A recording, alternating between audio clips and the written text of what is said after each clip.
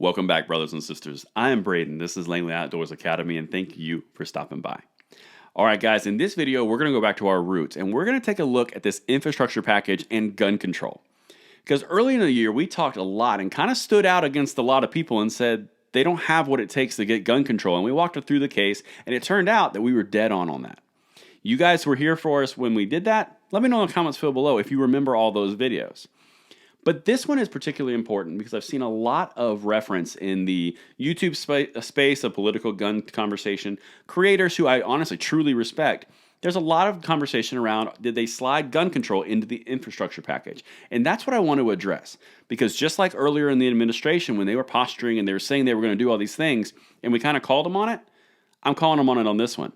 I am 99% sure that they're not going to be able to do this, and I'm going to lay my case out. But I'm not the end-all be-all. Let me know what you guys think in the comments field below, and with respect to anybody who's done a video on this, especially on our side, this is just my take, but I want to know what you guys think and if you see it my way. Let me know in the comments field below, and let's dive in, okay? So, the crux of the problem is, are they going to slide gun control into an infrastructure package and pass it through the reconciliation bill? Brief primer, reconciliation requires 50 because it's tied to a budget, not 60, which is the filibuster-proof Senate, which they don't have, okay? This is the important piece because it's the backhanded, nefarious nature. The desire is there, but can they actually do it? Let's dive in. I'm going to show you why I believe that they cannot. This is something called the Byrd Rule. Okay? Under the Byrd Rule, the Senate is prohibited from considering extraneous matter as part of a reconciliation bill or resolution or conference report thereon. So essentially, it has to be tied to budget. It cannot be something like immigration, for example, because that's our perfect case in point.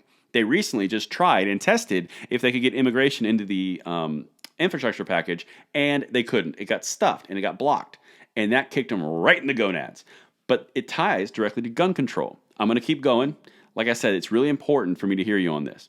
And here's what happens if they do this. If the House passes gun control tied into the infrastructure package, the Byrd Rule is not self-enforcing, so a Republican has to raise a point of order at the appropriate time to enforce it.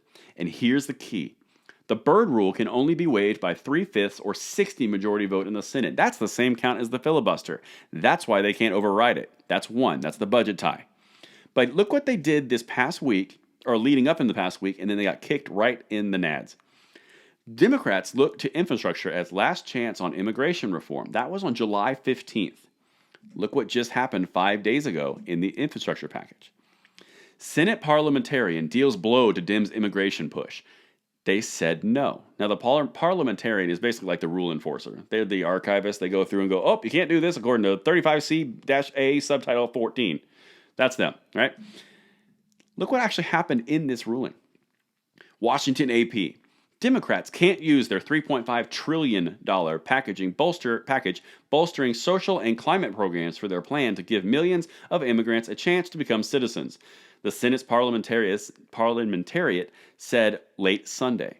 A crushing blow to what was the party's clearest pathway in years to attain that long-sought goal. The only way they can get what they want is they circumvent the legislative process. They just got kicked. They can't. Tie that to gun control, and look what happens. Here's what the parliamentarian actually said, and this is crucial for our conversation piece to hear. In a 3-page memo to senators obtained by the Associated Press, McDonough, the parliamentarian, noted that under Senate rules, provisions are not allowed in such bills if their budget effect is merely incidental to their overall policy impact. Citing sweeping changes that Democrats would make in immigrants' lives, McDonough, a one-time immigration attorney, said the language is, quote, is by any standard a broad new immigration policy. It will not work, and here's why. The important piece here is it's merely incidental to the budget because really it's overall policy.